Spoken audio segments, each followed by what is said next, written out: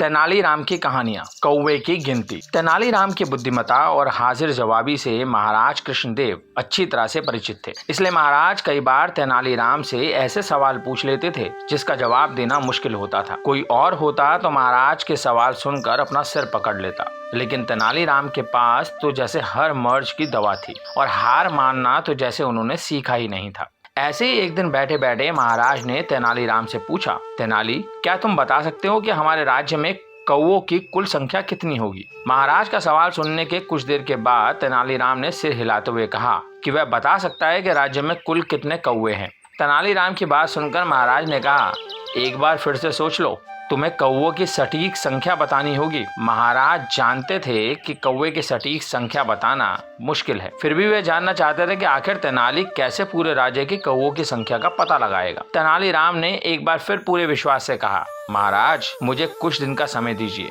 मैं आपको राज्य के कुल कौवों की संख्या जरूर बताऊंगा। महाराज को लगा कि तेनालीराम जरूर उनका मूर्ख बनाना चाहता है। महाराज ने तेनालीराम से कहा कि अगर वो ठीक एक सप्ताह के बाद उन्हें राज्य के कौवों की संख्या नहीं बता पाया तो वो उसे मृत्यु दंड दिया जाएगा। महाराज की बात सुनकर तेनालीराम ने दोबारा विश्वास से कहा, निश्चिंत रहिए महाराज, आपको आपके प्रश्न का सटीक उत्तर अगले हफ्ते तक मिल जाएगा। इसके बाद महाराज से अनुमति लेकर तेनालीराम चले गए। ठीक एक सप्ताह के बाद तेनालीराम महाराज के समक्ष पहुंचे। तेनालीराम ने कहा, महाराज, मैंने हमारे राज्य के कुल कौवों की संख्या पता कर ली है। हमारे राज्य में कुल 2,20,021 कौवे हैं। तेनालीराम का जवाब सुनकर महाराज हैरान हो गए और कहने लगे कि क्या सच में उनके राज्य में कौवों की संख्या इतनी है? महाराज को आश्चर्यचकित देखकर तेनालीराम ने कहा, महाराज, अगर आपको मेरी बातों पर विश्वास नहीं है तो आप किसी और से गिनवा सकते हैं। महाराज ने कहा, अगर कौवों की गिनती कम ज्यादा हुई तो क्या तुम मृत्यु दंड के लिए तैयार हो?